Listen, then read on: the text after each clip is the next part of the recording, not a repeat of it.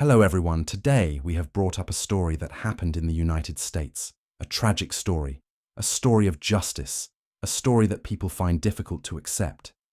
Let's all enjoy listening to this. In this powerful and moving video essay, we journey through the real-life tragedy and global consequences of George Floyd's death in 2020, a moment that broke the silence and ignited a global demand for justice. On May 25, 2020, a routine encounter in Minneapolis became a pivotal moment in American history.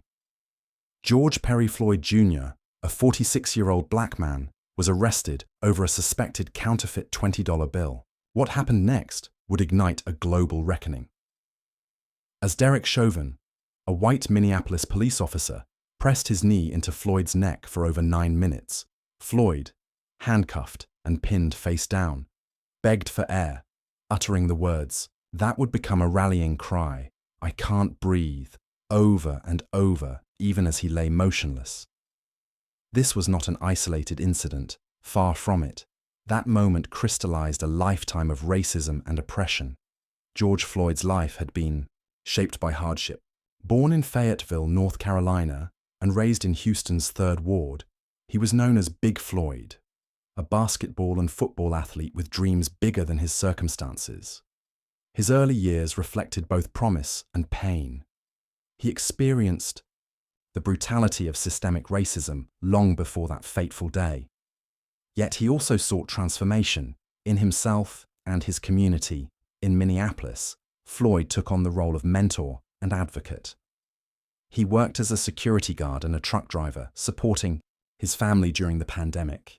His circle of friends remembered a man who was kind, who carried himself with dignity, and who, after being released from prison in 2013, sought to turn his life around, posting anti-violence messages and lifting others up.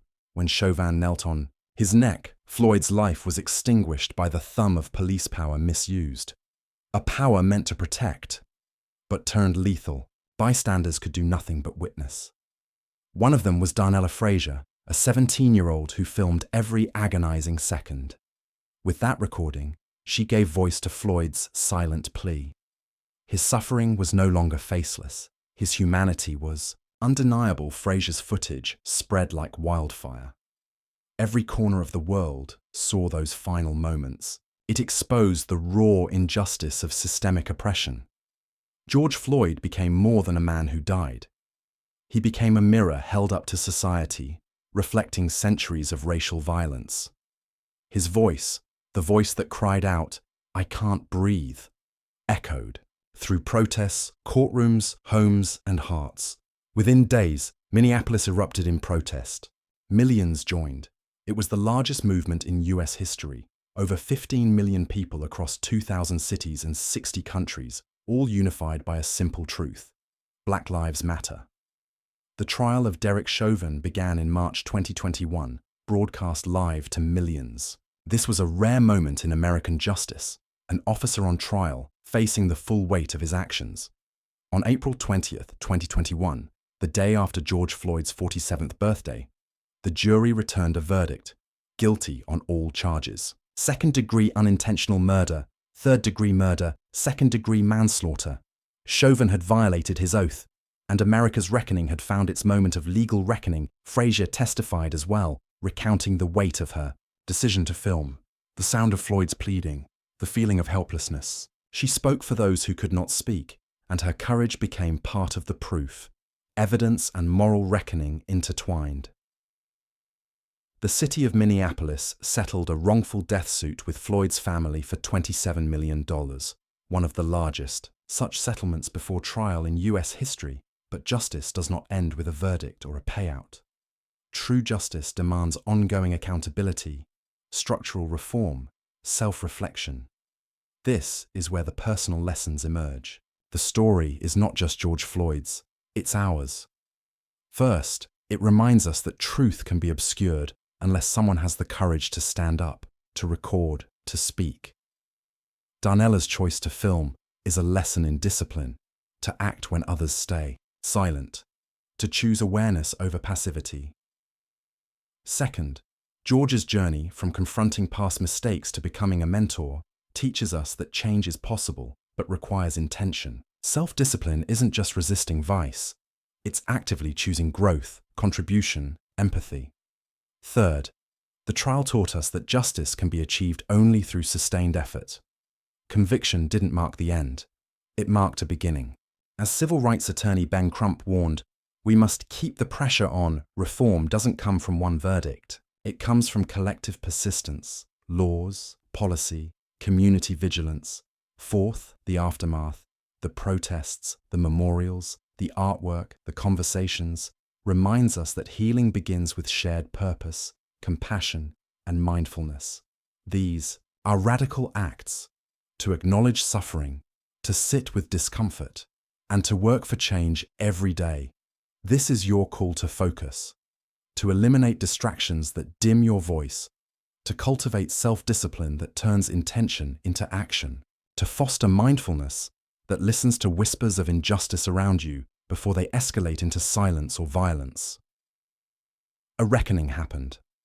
But now the question becomes personal. Where does the power live? In us. Our choices, habits, values. That's the legacy George's death invites us to carry forward. The summer of 2020 was unlike any America had seen in decades. The streets pulsed with a kind of energy that was both grief and rage, both sorrow and demand.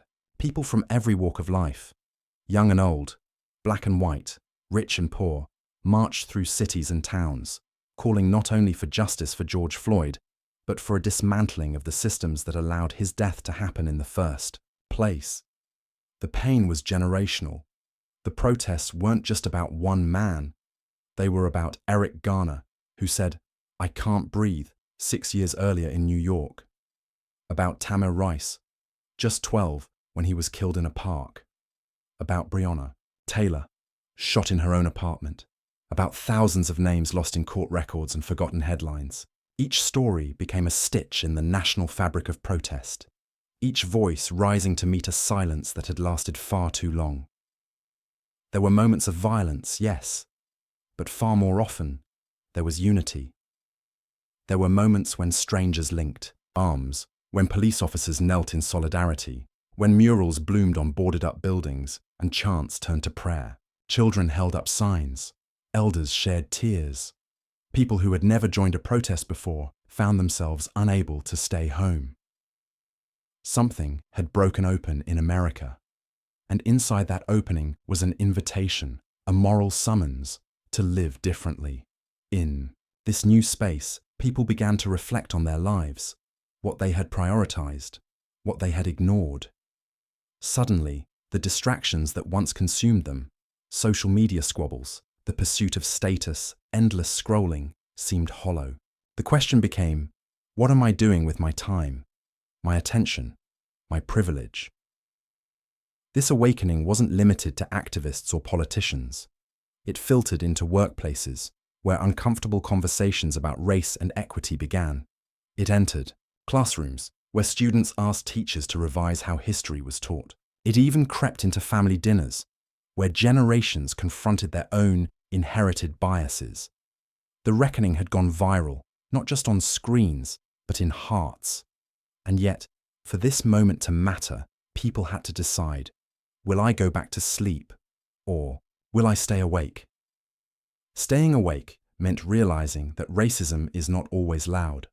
Sometimes it's quiet. The job not offered, the loan denied, the assumptions made, the benefit of the doubt withheld. Oppression often hides in plain sight. It exists in policies, in architecture, in access to healthcare, in clean water, in voting laws, in school funding. George Floyd's death forced America to see the invisible. For those who listened deeply, the event asked something more: to change not just laws, but ourselves, to cultivate self-discipline, not as punishment, but as liberation, to ask hard questions. Am I contributing to justice or coasting on comfort? Am I mindful of how I speak, act, lead, consume, relate? Mindfulness, in this context, isn't passive, it's active awareness. It's realizing that every choice either builds the world we want or sustains the one we inherited. And the inheritance of America, built on stolen land and stolen labor, demands reckoning, not denial. But reckoning is not the same as shame. It is an invitation to grow. George Floyd was not perfect, and he did not need to be. He was a human, being who made mistakes, tried to do better, loved his family, laughed with friends, and fought his own inner battles, just like any of us.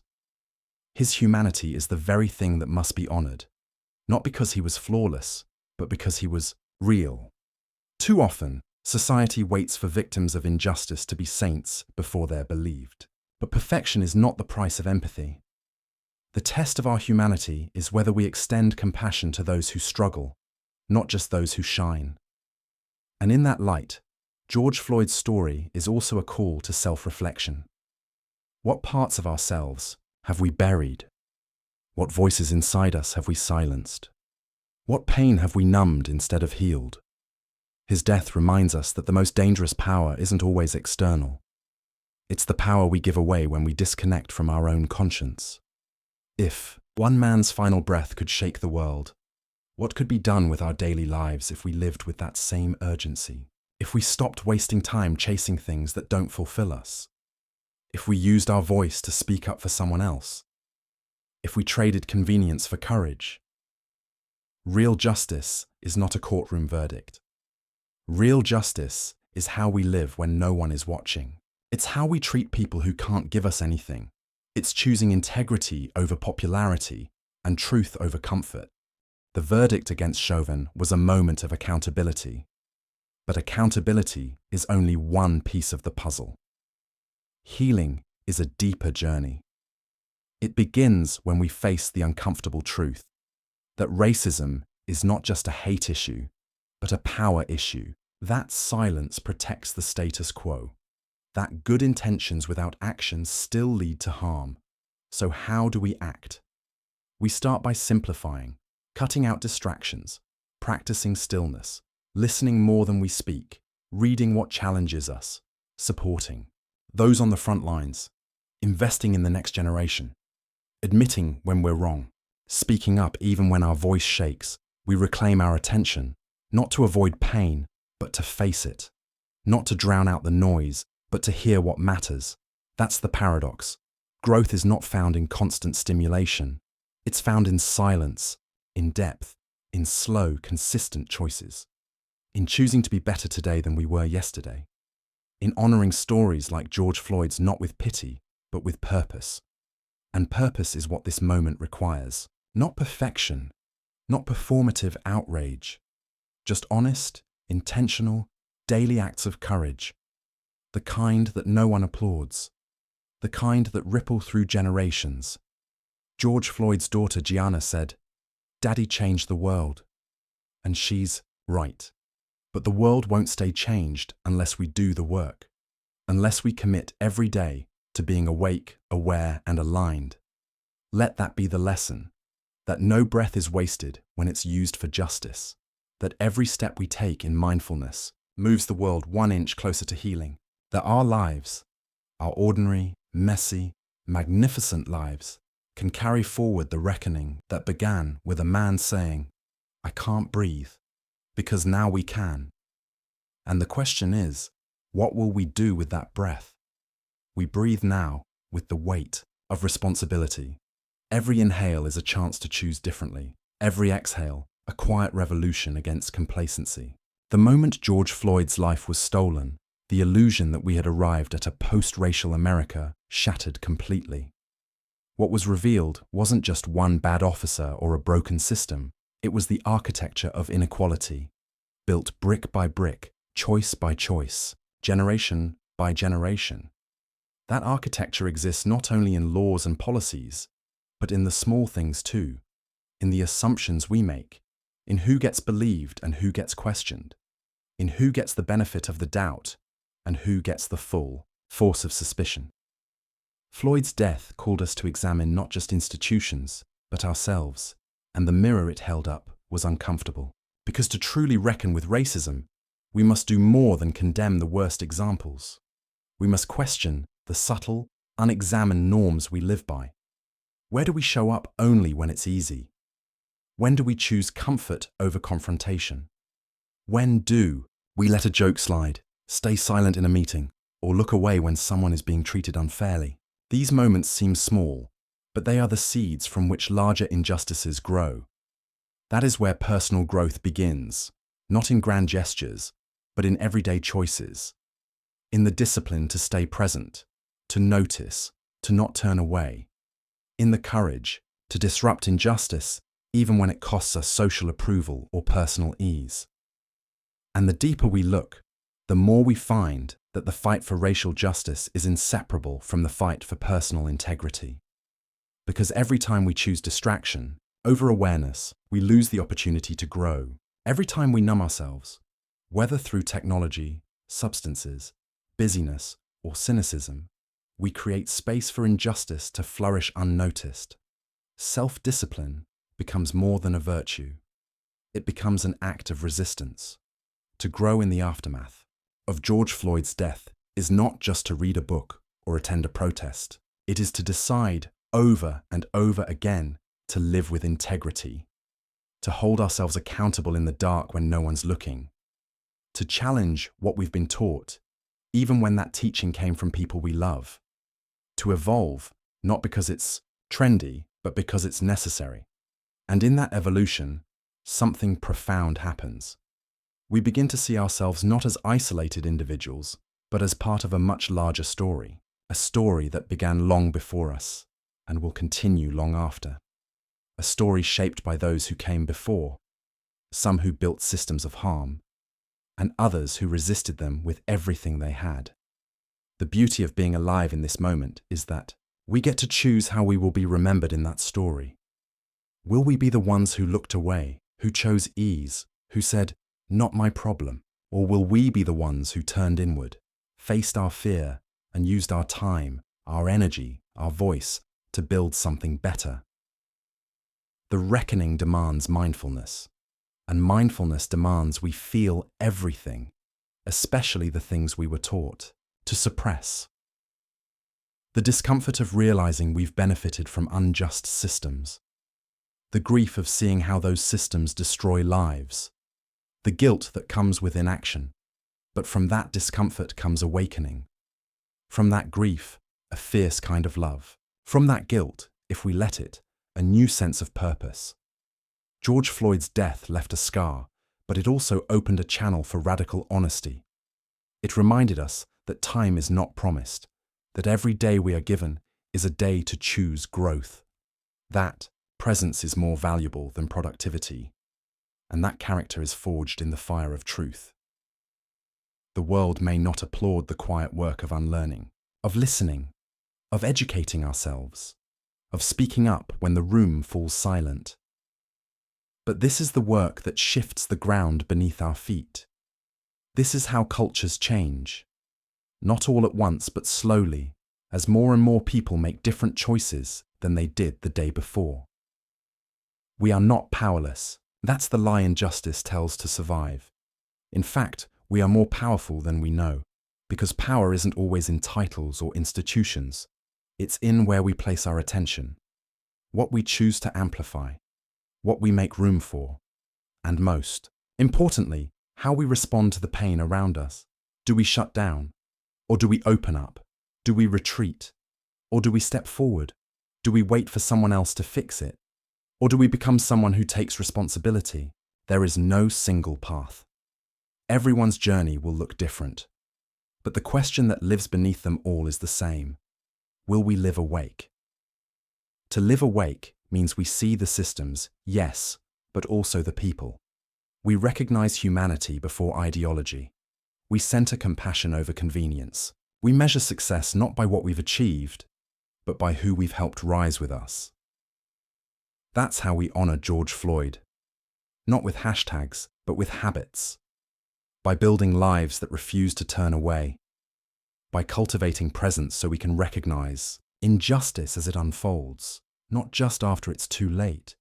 By choosing to be uncomfortable when it's necessary, because comfort built on the backs of others is not peace. It's privilege masquerading as progress.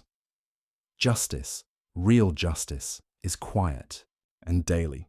It is not always televised. It's the mother teaching her child to see color and respect it. the teacher rewriting a curriculum, the business owner questioning their hiring practices, the friend challenging a stereotype, the citizen voting with both heart and history in mind. It's 1,000 invisible actions that together bend the moral arc of the universe. That arc does not bend on its own.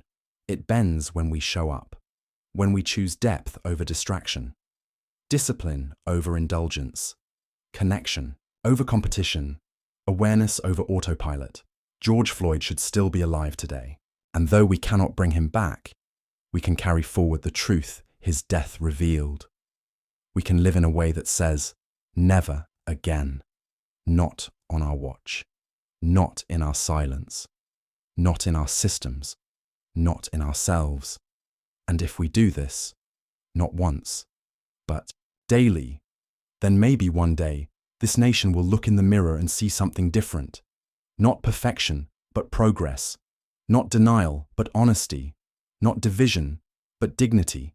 And not a country haunted by its past, but humbled by it, and determined to grow. Growth, real growth, doesn't always feel like progress.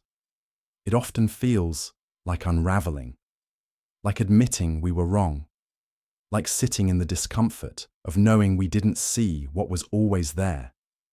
Systems rigged, pain ignored, people dismissed. But that unraveling is sacred. It is the soil in which transformation takes root. After George Floyd's murder, the unraveling began in places both expected and surprising. Police departments reviewed their tactics. Cities debated budgets and reform. Schools reassessed how they taught history and what stories had been erased.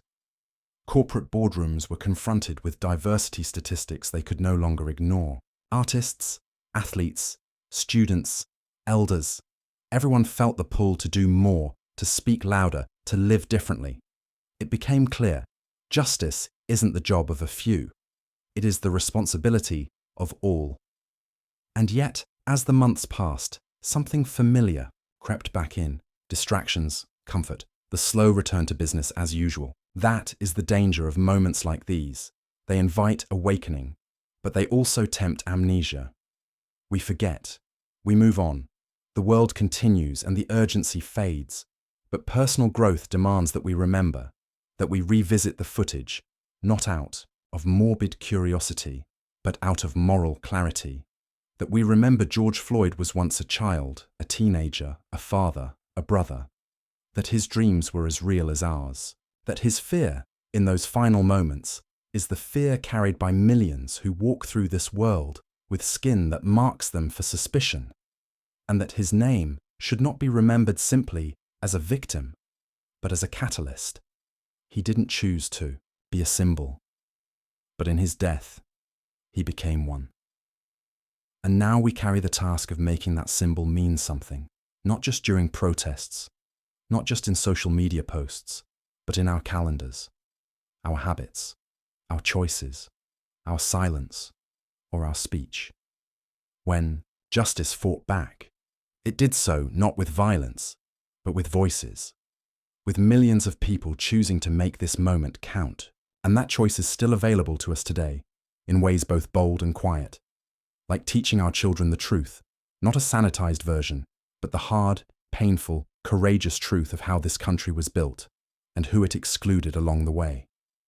Like choosing to read authors who don't look like us, who challenge us, who tell stories we've never heard. Like taking inventory of the spaces we move through and asking, who's missing here? Who's unheard? And what can I do to change that? Like confronting our own defensiveness when we're called out and recognizing that being uncomfortable is not the same as being unsafe. All of this requires self-discipline, the discipline to stay in the work even when no one is watching, to listen when we'd rather explain, to sit with shame until it transforms into resolve. Mindfulness, too, becomes essential, because in a world addicted to noise, stillness is a superpower. It's what allows us to hear what's really going on beneath the headlines. It's what helps us detect the subtle shifts within ourselves, the small but powerful ways we grow when we refuse to look away. And perhaps most importantly, this story asks us to find our lane. Not everyone is called to protest. Not everyone is called to speak publicly. But everyone is called to do something. Maybe you're an artist. Use your art to tell the truth. Maybe you're a business owner. Audit your practices. Who are you empowering? Who are you excluding? Maybe you're a parent. Teach your kids empathy before anything else. Maybe you're just beginning this journey. That's okay. The point is not where you start. It's that you don't stop. Because the work of justice is not a sprint. It's not a trending topic. It's a lifelong commitment, a daily practice. And every day we're alive is another chance to choose alignment with our values, with our neighbors, with the kind of world we want to leave behind. George Floyd's life mattered, not because of what he suffered, but because of who he was. A man, a father, a friend, a human being with hopes and flaws and dignity, just like the rest of us. And if we allow his story to shape ours, then we must live in a way that honors that truth, by eliminating distractions that dull our senses, by prioritizing reflection over reaction, by refusing to numb ourselves with convenience, and instead tuning into the steady rhythm of purpose. Purpose doesn't scream. It doesn't beg for likes or applause. It whispers, quietly, constantly, calling us to pay attention, to notice where we've gone numb, to wake up. And in that awakening, we discover what real power is. It's not about control or dominance. It's about presence, awareness, connection. It's about choosing to stand in integrity even when it costs us something. It's about building a life that leaves people better, not bitter. That is how justice fights back, not with revenge, but with resolve, not with fury, but with focus, not with empty slogans, but with embodied truth. So we ask ourselves, what are we building? Are we building a legacy of empathy? Are we building relationships that challenge and grow us? Are we building communities where everyone feels seen, heard, protected? Because if we're not building those things, we're just coasting. And the world doesn't need more people on autopilot. It needs more people wide awake. People who are willing to look inward, change, and keep going. George Floyd was one man, but his death invited millions into a moment of shared reflection. And now, what we do with that reflection is what will define us, not the headlines, not the trials, but the quiet, daily, invisible choices we make when no one is watching. Those choices are the real revolution, and what makes a revolution last is not how loud it begins, but how deeply it roots. Deep roots don't form in moments of chaos, they form in moments of clarity. When the dust settles and the noise fades, we're left with the question, who am I becoming? That's the legacy of George Floyd. Not just the protest, but the pause. The long, sobering pause that forced millions to consider what kind of human beings they wanted to be. And more importantly, what kind of society they were willing to co-create. For far too long, we've measured success by metrics that ignore the soul. We idolize wealth without asking where it came from. We celebrate power without questioning how it's used. We chase influence without examining the values that influence us. But this moment pulled back the curtain. It showed us that power without conscience is deadly. That silence in the face of injustice is itself a form of violence. That being not racist is not enough. We must be actively anti-racist. It demanded that we examine the systems, yes, but also the self. And that's where the real, sustainable change begins. Because systems are built by people, and people are shaped by their awareness, or their lack of it. To dismantle racism in society, we must also dismantle it within ourselves. The biases we inherited, the stories we never questioned, the behaviors we rationalized, the fear that keeps us from speaking up, the apathy that creeps in when the headlines change. And make no mistake, apathy is how injustice survives. So we stay awake, we stay present. We remind ourselves that justice is not a moment, it's a movement, it's a way of life, a lens through which we view the world and ourselves. It's in the questions we ask. How do I show up when someone else is hurting? Do I amplify voices that have been silenced? Do I hold space for complexity? Or do I reduce people to stereotypes? Do I use my influence, no matter how small, to build equity? Do I see my neighbor's struggle as my own? These questions are not meant to shame. They're meant to sharpen, to refine, to lead us out of numbness and into intentional living. Because it's easy to scroll, it's easy to get outraged, it's easy to post and move on. What's hard is staying in the discomfort long enough to grow. What's hard is changing our routines, choosing new habits, listening without defense, speaking truth even when it costs us relationships, asking our employers, our churches, our schools to be better, not performatively, but structurally. And still, we do the hard thing. Because growth lives on the other side of resistance, and justice, true, lasting, liberating justice, requires people who are willing to do the inner work while the outer work unfolds. It's not about waiting for the world to change. It's about becoming the kind of people who make the world change inevitable. People who don't just mourn injustice, they organize against it. People who don't just talk about equity, they model it. People who don't just demand better systems, they embody better values. This is how justice fought back. Not just in courtrooms or in marches, but in kitchens and classrooms, in conversations and quiet convictions. And over time, those small acts become a movement, a culture shift, a redefinition of what's acceptable, what's moral, what's possible. That's the long game, because racism doesn't disappear overnight. It mutates, it hides, it reinvents itself. So we have to be relentless in our awareness, persistent in our principles, grounded in our purpose. We have to teach ourselves and others that change is not linear, that we will stumble, that we will get it wrong. But every time we choose to get back up, to keep going, to keep learning, we are honoring the lives lost by ensuring their stories don't end in tragedy, but spark transformation. And in that transformation, we reclaim something sacred, the right to dignity, the right to breathe without fear, the right to live fully, equally human. George Floyd was denied that right, but in the wake of his death, millions rose up to defend it, not just for him, but for everyone who has ever felt unseen, unheard, unsafe.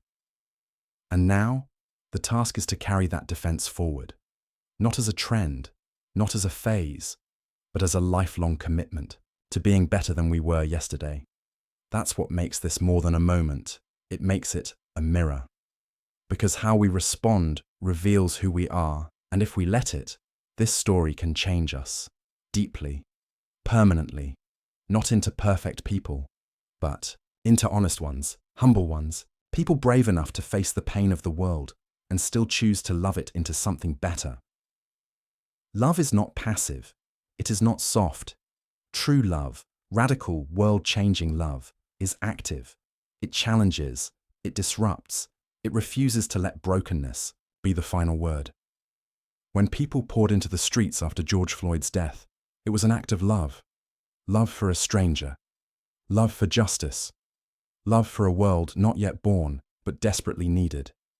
And that love, when fully embraced, turns inward too. It asks us to love ourselves enough to change, to stop running from our discomfort, to stop numbing ourselves with consumption and convenience, to sit with the hard truths of who we've been and who we're becoming. This is the uncomfortable beauty of growth. It begins in the silence of self-inquiry. It begins when we stop asking, what can I do to look like a good person? And start asking, what needs to change so I can become a better one? The difference is subtle, but the impact is vast. Goodness isn't something we display, it's something we live. It shows up in our priorities, in the time we give, in the people we center, in the apologies we offer, in the boundaries we set, in the systems we support or dismantle. And perhaps most importantly, it shows up in how we respond when no one is watching. Because true justice work isn't glamorous. It's not always broadcast or rewarded. It's the quiet work of listening, of unlearning, of refusing to retreat into convenience. When justice fought back, it wasn't only with signs and marches. It was with whispers in classrooms, boardrooms, therapy sessions, family dinners. It was in the friend who said, "That's not okay." In the employee who challenged their company's hiring practices. In the pastor who rewrote their sermon. In the teenager who called out a racist joke and didn't back down. Each of these moments matters. Each one, a vote for a better world. And when those moments accumulate, they form a tide, a movement not just of people, but of consciousness, of care, of clarity. Because clarity is a gift, and George Floyd's death brought brutal clarity. It showed us the cost of silence. It showed us the cost of unchecked power. It showed us how fragile a life can be when it's held in the grip of systemic injustice. But it also showed us something else, that ordinary people, when united by purpose, can shift history. No one asked to witness that tragedy. No one wanted to see it. But once seen, we could not unsee it. And that is where transformation begins, not in avoidance, but in acknowledgement. To acknowledge is to name. To name is to confront. And to confront is to heal. Not in the shallow sense of moving on, but in the deep sense of reckoning, of choosing accountability over shame, repair over denial, action over distraction. This is the path forward, not paved, with perfection, but with intention. It's not about being the loudest voice in the room. It's about being the clearest, the most consistent, the most committed. It's about waking up each day and asking, what can I do today to build the world I say I believe in? Sometimes the answer will be bold. Other times it will be small, but all of it matters, because justice isn't a destination. It's a direction, and personal growth isn't about how far we've come, but how deeply we're willing to keep going. There will be moments when it feels like too much, when the weight of history, the resistance of the status quo, the exhaustion of constantly caring, all of it feels overwhelming. But in those moments, we remember, this work is not about saving the world alone. It's about showing up, day after day, in our corner of it. It's about carrying what we can, passing the baton when we need rest, and trusting that others are doing the same. That's how movements endure. That's how change takes root. That's how justice, once sparked, becomes unstoppable. And so, we return to the question, not what will the world do, but what will we do? What distractions are keeping us from living with purpose? What comforts are keeping us from standing in truth? What assumptions are keeping us from seeing others clearly? What fears are keeping us from acting with courage? These are the questions that lead to growth. Not the kind measured in titles or possessions, but in integrity, in alignment, in the peace that comes from knowing we are living in accordance with our values. George Floyd didn't get the chance to live a full life, but we do. And so the question becomes, how will we use it? How will we honor his life and the countless others whose stories go untold? By choosing presence over apathy, depth over distraction, action over performance. Every single day, because that's what it means to be alive in a time like this. To carry the grief, yes, but also the grace. To let the pain shape us, not shatter us. To build a legacy not of avoidance, but of accountability. A legacy of showing up. A legacy of saying the hard thing. A legacy of staying in the work, even when it's no longer in the news. Because that's when it matters most. That's when real character is revealed. That's when real growth happens. And that's when justice, quiet and steady, begins to bloom. Not just in the streets, but in our very souls.